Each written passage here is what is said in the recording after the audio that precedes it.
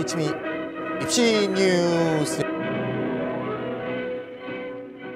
수시 원서 접수가 입학사정관제를 중심으로 이미 시작되었습니다. 예외인 대학도 있으나 많은 대학이 8월에는 입학사정관제 원서 접수를, 9월에는 일반 전형이나 특기자 전형 등의 원서 접수를 실시합니다. 원서 접수 시기를 맞이하여 수시 지원의 방법을 점검해 봅니다.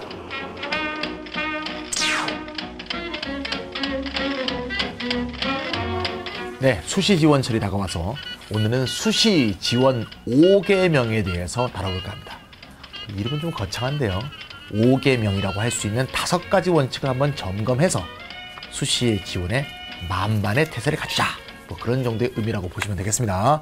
먼저 5개명 하기 전에 올해부터 바뀌는 점, 수시에서 가장 중요하게 바뀌는 점 2가지는 꼭 지적하고 가야겠죠. 제일 중요한 건 뭡니까? 네, 정시 모집에만 있던 미등록 인원 충원을 수시 모집에서도 실시하죠. 수시 인원을 다 채우지 못했을 때 여러 가지 이유겠죠. 여러 개에 합격해서 등록을 안 한 사람도 있겠고, 그 다음에 아니면 합격이 됐는데 최저학력 기준이 충족이 안 돼서 날아가는 경우도 있겠고, 또는 기타 뭐 지원 여러 가지 원칙을 어겨서 날아가는 경우도 있겠고, 어쨌건 정원을 다 채우지 못했을 때 미등록 충원 기간을 두는데요. 2011년 12월 15일부터 19일까지 수시 미등록 충원 합격자 발표 기간이고요. 주로 발표하는 것은 개별 통지하게 돼 있죠. 개별 통지 방법은 주로 전화를 씁니다. 그래서 이때는 전화를, 집에 전화도 누군가 꼭 앞에 앉아 있어야 되고 핸드폰도 꼭 챙겨놓는 그런 식의 자세가 요구된다, 이렇게 볼 수 있죠. 그냥 제끼면 넘어가거든요. 예, 꼭 갖고 다니시고요. 2011년 12월 15일부터 20일까지, 그러니까 발표일 15일부터 하루 뒤인 20일까지가 수시 미등록 충원 합격자 등록 기간입니다. 여기서 조심하실 것은 수시 합격이 되면 정시 지원 자격이 없지 않습니까? 근데 미등록 충원은 약간 좀 복잡한데요. 정시하고 마찬가지로 등록하시겠습니까? 이렇게 물어봅니다, 전화로. 이때 저는 안 합니다. 그러면 합격이 안 된 거예요. 그러니까 정시 지원이 됩니다. 네, 하겠습니다 하면 그 순간 합격이 된 거거든요. 근데 그래 놓고 저 생각이 바뀌었어요, 그래봤자 안 됩니다. 그래서 잘 정책을 정하고 있다가 만약에 여기에 미등록 충원이라고 얘기했을 때 할 건지 안 할 건지를 미리 잘 정해놓고 절대 잘못 얘기할 일이 없도록 바랍니다. 일반적으로 수시를 넣었다면 미등록 충원에서 합격했다 그러면 yes 할 가능성이 높겠지만 꼭 그런 것만은 아니거든요. 지원 자체를 잘못했다가 후회하는 경우도 있기 때문에 그런 점에서 잘 준비했다가 일단 yes 했다가 나중에 돌릴 수 없다는 점, 요즘은 잘 기억하시면 되겠습니다. 두 번째로 중요한 것은 이제 지원과 관계된 건데, 뭐 잘 아시겠지만 작년에는 9월부터 원서 접수를 했지만 올해는 8월 1일부터 원서 접수를 하고 8월에 받는 접수는 보통 내신형을 기준으로 한 입학사정관제, 내신형을 포함한 기타 입학사정관제 전형을 8월 1일부터 실시하는데, 학교마다 이건 다 다르기 때문에 어쩌면 학교별 요경을 잘 살펴보셔야 되겠다, 요 점을 먼저 말씀드리고 싶습니다. 자, 그러면 수시 지원 5개명을 하나하나씩 정리해 보도록 하겠습니다. 먼저 5개명도 하기 전에 이런 분들이 있어요. 저는 수시에 올인할 거예요. 저는 정시에 올인할 거예요. 이런 좀 말 좀 하지 마세요. 그럼 말도 안 되는 소리 좀 하지 말라. 예. 일단 수시가 일단 내신이다, 정시는 수능이다, 이런 생각이 틀렸다는 거 내가 누누이 말씀드렸죠. 근데 아직도 그렇게 잘못 알고 있는 분들이 있어. 자기가 내신이 좋으면 수시를 가고 수능이 좋으면 정시를 가고 이런 생각을 하고 있으니까 자꾸 올인 이런 말이 나오죠. 그거 아니다 이거야. 수시도 매우 다양하고, 수시도 정시하고 굉장히 비슷한 수시도 있고, 그죠? 정시도 내신이 많이 들어가는 학교도 있고요. 뭐 서울대나 교대 같은 경우, 또는 많이 들어가지 않더라도 어쨌건 정시라고 해서, 그죠? 간단하게 생각하면 안 되는 거죠. 뭐 정시는 주로 수능으로 봅니다만, 어쨌건 간에 기본적으로 모든 학생은 수시도 지원하고 정시도 지원한다. 수시 정시는 양자택일이 아니다, 그냥 같이 가는 거다. 요 점을 일단 머릿속에 딱 정리할 필요가 있어요. 따라서 정시 올인이라고 생각했던 학생도 수시는 반드시 지원해야 된다, 요 점을 잊지 마시고요. 자, 여기 이제 대원칙이라고 볼 때, 먼저 지원 5개명 1은 뭐냐? 자신의 모의평가 성적을 기준으로 세워라. 즉 6월 모의평가 기준을 세워야겠죠. 9월달 이후에 지원할 수 있는 논술형 등 일반 전형은 9월 모의평가 점수까지를 같이 봐줘야겠죠. 요거는 뭘 부정하는 거죠? 수시 지원은 절대 내신 점수를 기준으로 보는 게 아니다. 이 얘기를 하는 거죠. 오늘도 제가 친구한테 전화 왔어요. 친구 아들이 고3인데요. 결혼을 굉장히 일찍 했어요. 예, 저는 아직도 애가 초등학교인데, 예, 고3인데 말이죠. 얘 수시 어떻게 할까 메시지가 왔어요. 그래서 내가 지원해야지. 근데 내용이 먼저라 내신 2.6인데 가능할까? 야, 이거 내가 누누이 말했는데 아직도 그런 소리를 하고 있어요. 그래서 내신을 갖고 하는 것은 내신형 전형의 경우에는 내신이 매우 중요하죠.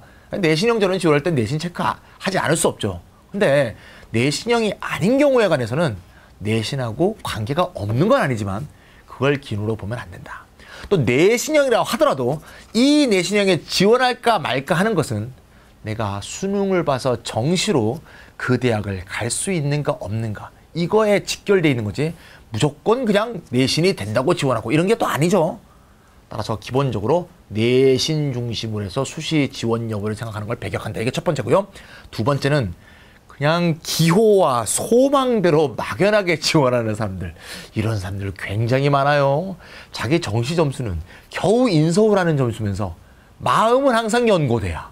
그래서 연고대밖에 안 넣어. 나는 연고대 아니면 안 가겠다. 이건 무슨 통배짱이야 이거 도대체. 그죠? 연고대 아니면 재수 이런 노선인데 이런 똥배짱 좀 부리지 마라.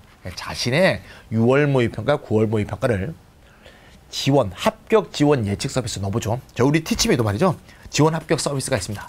자세하게 말이죠. 어느 대학 무슨 과를 갈 수 있다. 이런 것까지는 안 나와요. 근데 사실 그런 것까지 나오는 게 사실 불필요해요. 수시 때는. 예. 사실 6월 모의평가 점수만 갖고 또는 9월 모의평가만 점수만 갖고 표본이 어차피 수능 표본하고 다르거든요. 수능은 훨씬 재수생, 엔수생이 많이 보고요. 표본도 약간 오차가 많이 발생하고요. 또 기본적으로 어느 과까지 정밀하게 맞출 수 있는 합격 예측 서비스는 사실 별로 없어요. 그리고 수시라는 거는 정시의 순위대로 또 가는 것도 아니죠. 따라서 조금 러프하게 넓게 봐주는 게 좋거든요. 우리 티치미 합격 지원 서비스는 그렇게 넓게 보게 돼 있어요. 지금 6월 평가 점수를 한번 넣어보면 대충 당신 점수가 단국대, 뭐대 이런 거에 걸칩니다. 그러면 요게 대충 가능한 러프한 자신의 정시 성적이라고 보는 거죠. 이걸 통해서 수시 1이라고 하면 요 아래로는 절대 지원하면 안 되고 수시 2라고 한다면 요 아래까지도 가능한 한 많이 지원하라 이렇게 볼 수가 있겠죠. 따라서 항상 지원 예측 서비스 뭐 티치미께 마음에 안 들면 다른 사이트도 상관없습니다. 예측 서비스를 이용해서 자신의 정시 가능 학교의 러프한 위치를 보고 그거보다 위는 1을 지원하고 그거보다 아래까지 2를 지원하는 그런 식의 정책을 취해주시면 되겠다. 요게 이제 첫 번째 계명이 되겠습니다. 두 번째, 나에게 맞는 전형 유형을 찾아라. 수시를 지원한다고 이 종류 저 종류 다 지원하는 분들도 있어요. 물론 그렇게 해당하는 분들도 있습니다. 예를 들면 내가 외국에도 좀 살다 와서 어학도 잘하는데 학교 내신도 좋아. 근데 기본적으로 논술 대비도 해왔어. 이렇다면 예를 들면 연세대 같은 경우는 여러 개 지원할 수 있지 않습니까? 그럼 연세대 내 꼭 가야 되면 연세대만 여러 개 막 서너 개까지 막 넣는 거죠. 이렇게 하는 경우도 있겠습니다만 그런 경우가 다 되는 사람은 극히 적습니다. 그런 경우 말고 일반적으로 본다면 자기한테 맞는 전형 유형이라는 게 있는 법이죠.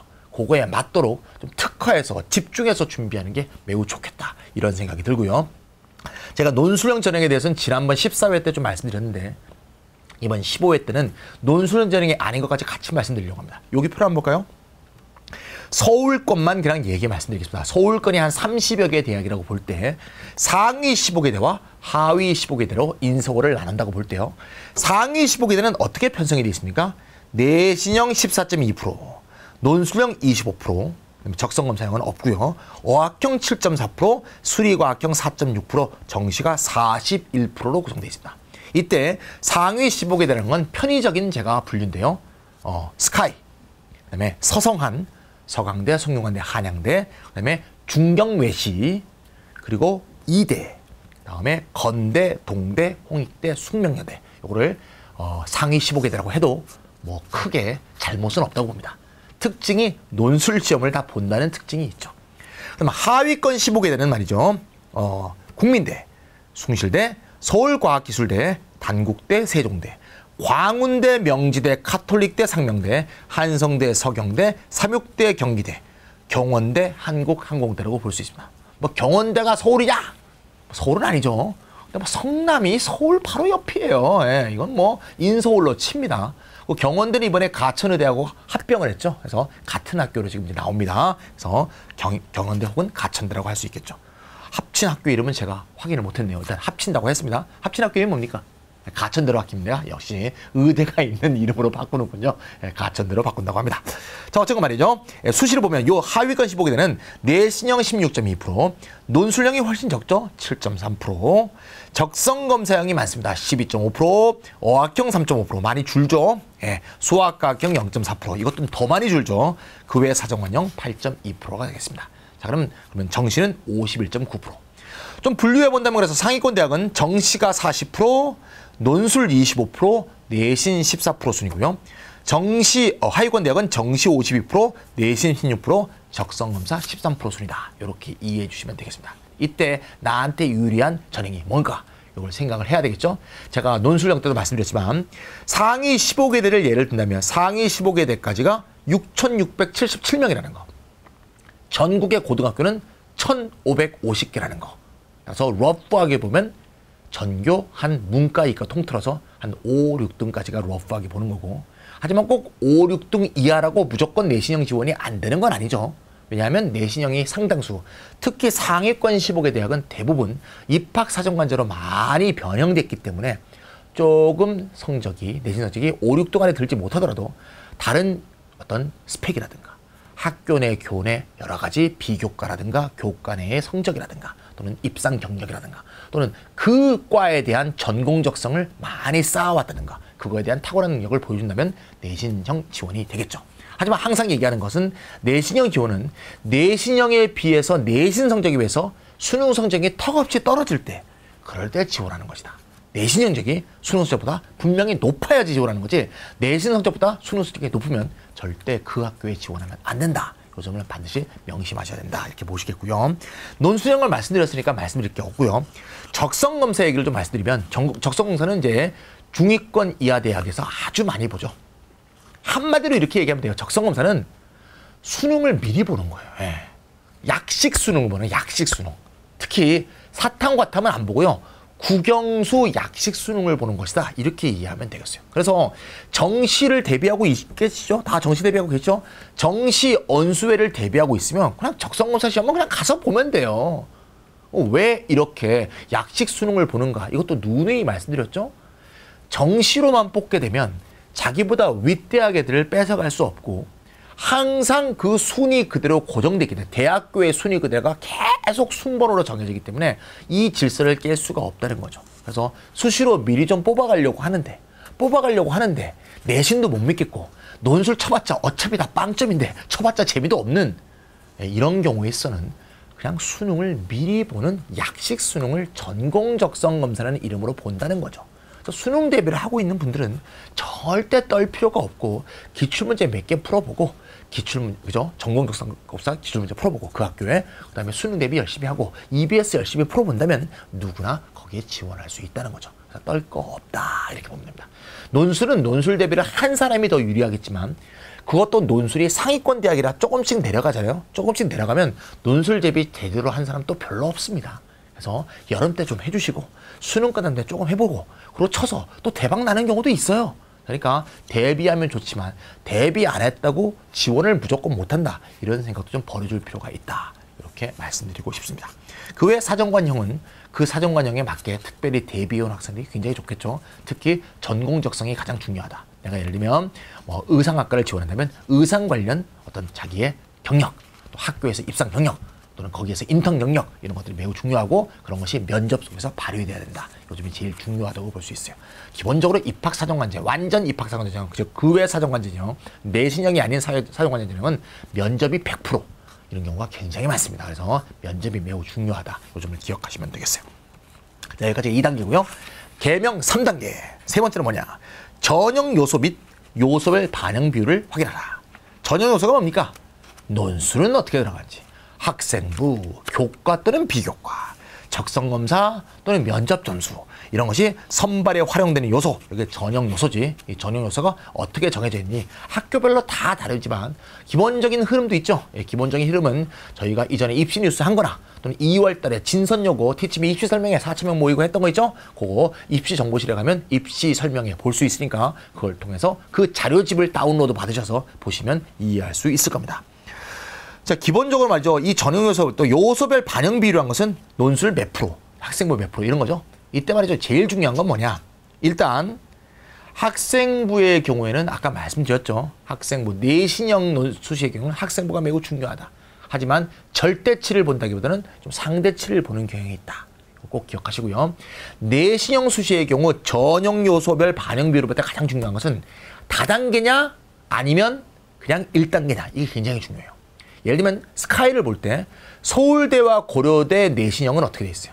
1단계죠. 즉 일괄 전형이란 말입니다. 즉 내신과 면접이 그냥 합산해서 그냥 바로 합격자를 정합니다. 그렇다면 내신을 갖고 1단계 추리는 과정이 없기 때문에 내신의 절대 점수가 좀 떨어진다 하더라도 예를 들면 뭐 전교 한 15등 정도를 해.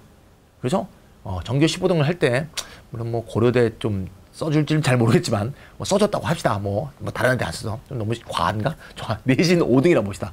내신 전교 5등인데 고려대를 썼어. 그럼 다른 학교 1등한테 무조건 지느냐? 꼭 그런 건 아니란 얘기죠. 그래서 면접 점수를 많이 받으면 내신 점수를 뒤엎을 수 있다. 물론 면접 점수가 똑같다면 내신 점수가 좋은 애가 더 좋겠지만 내신 점수가 조금 떨어진다 하더라도 면접 점수로 추월할 수 있다. 요즘이지만 연세대 같은 경우는 다단계 전형이죠. 1단계에서 내신 점수를 먼저 추린 다음에 그들 애들을 놓고 또 면접이 들어간단 말이야. 비교과하고요. 비교과와 서류와 면접이 들어가지 않습니까? 따라서 1단계에서 내신 및 서류 점수가 높은 게 좋기 때문에 이런 경우에는 내신이 좋은 애가 기본적으로 더 유리할 것이다. 요 점이 내신형에서 가장 중요하다. 다단계냐 일괄이냐 요 점 꼭 보시고요. 그 다음에 내신형을 제외한 모든 전형의 경우는 학생부가 다 반영이 되는 경우가 다 거의 다 반영이 됩니다만 그 반영의 실질 비율은 상당히 떨어진다. 예, 제가 여러 번 말씀드렸죠. 논술형에서 0 하나 빼라. 그래서 반영이 안 되는 건 아니지만 분명히 뒤집을 수 있다. 이런 생각을 해줘라. 내신은 3학년 1학기가 지금 끝나지 않았습니까? 끝났으니까 어떻게 바꿀 수가 없어. 뭐 어쩌란 말이야. 그렇다고 무기력하게 있지 마시고 논술과 전공 적성 시험으로 뒤집을 수 있다. 이런 자신감을 가져주시면 되겠습니다. 알겠죠? 자, 4단계. 수능 최저학력 기준. 이것은 전형 요소의 하나다. 이렇게 생각하라는 얘기죠. 수능 최저학력 기준이 프로세스에서 볼 때는 전형 요소라고 안 돼 있죠. 전형 요소 다 끝난 다음에 맨 끝에 최저학력 기준을 충족시켜야 됩니다. 마치 마지막 무슨 허들같이 마지막으로 통과해야 될 관문처럼 보이는데 사실은 전형 요소의 하나라고 미리 생각하고 있어야 돼요. 왜? 어차피 수능 최저학력 기준이 충족이 안 되면 합격이 안 되는 거니까. 그렇게 해서 합격이 안 되는 학생이 20에서 30%에 달한다는 거 우리 잘 알고 있지 않습니까? 또 지원할 때도 예를 들면 내가 수능 점수가 지금 이미 4다. 그럼 최저학력 기준이 충족되기가 참 어려운 거죠. 그럼 수능 최저학력 기준을 요구하는 데는 지원을 안 하는 게 좋겠죠. 물론 자기 희망이야. 수능 점수 대박 나고 최저학력 기준도 충족되고 수시도 지원되고 그러면 얼마나 좋겠어요. 근데 너무나 판타지 속에서 사는 것은 이 엄밀한 전략이라고 볼 수 없습니다.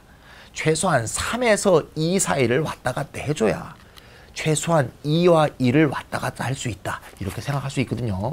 우선 선발은 1이 좀 나와줘야 되는 거고 일반 선발은 2가 중요한 거니까 1, 2 정도에서는 걸쳐줘야 최저학력 기준이 있는 수시를 지원할 수 있지 않을까. 네, 그런 것을 검토하면서 지원 상황에서부터 지원 과정에서부터 생각하라는 얘기죠. 아무리 봐도 나는 최저학력 기준을 못 채울 것 같아. 그럼 어떻게 하죠? 최저학력 기준이 없는 전형에 지원하면 되는 거죠. 아까 제가 계명 중에서 2계명이 있었죠. 두 번째 계명. 자신에게 유리한 전형 유형을 찾아라. 근데 보니까 논술을 난 대비해 왔어. 그럼 어떻게? 논술인데 수능은 엉망이야. 수능은 완전히 지옥이야. 완전히 진흙탕이야. 그럼 어떻게 해야 돼? 최저학력 기준을 안 보는 논술형에 지원하면 되지 않습니까? 예, 그런 거죠. 내가 예를 들면 전공적성 시험을 하려고 그래. 논술 대비 안 해왔어. 그냥 수능으로 할래. 그럼 전공적성 시험을 하는데 그 중에서 이게 말이죠. 약식으로 대충 말하자면 뭐야. 약간 야미로 뒷구멍으로 어떤 좋은 성적이 나오려고 좀 해보려고 그래. 수능은 잘 안 나와. 근데 전공적성 시험을 한번 해보고 싶어. 네, 수능하고 연동되는 면이 있지만 또 몰라요. 그거는 좀 약식이기 때문에 약간 변수가 좀 더 있거든요. 이럴 때 수능 최저학력 기준 자신 없으면 역시 수능 최저학력 기준이 없는 걸 지원하면 되지 않느냐. 이런 것을 꼭 말씀드리고 싶습니다. 다만 수능 최저학력 기준이 없는 전형을 지원한다면 경쟁률은 높다는 거, 이 점은 감안하셔야겠죠. 거기에 당연히 몰릴 거 아니겠습니까? 그건 뭐 당연한 거니까. 그런 거에 또 떨 거 없어. 그냥 나 같은 애들이 많이 왔다, 이렇게 생각하면 되는 거야. 알겠죠? 자, 제가 까놓고 얘기합니다. 오늘 그냥 마지막 5번째 개명. 입학원서 접수 마감일과 전형일을 확인하고 지원할 대학을 5, 8곳으로 압축하라. 지금 아직 시간까지 아직 나오지 않았습니다만 작년에 날짜만 나와 있고 시간이 나와 있지 않아서 그냥 길거리에서 돈 버린 사람들이 많았습니다. 골탕 먹은 거죠. 같은 12월 예를 들면 11월 28일이다.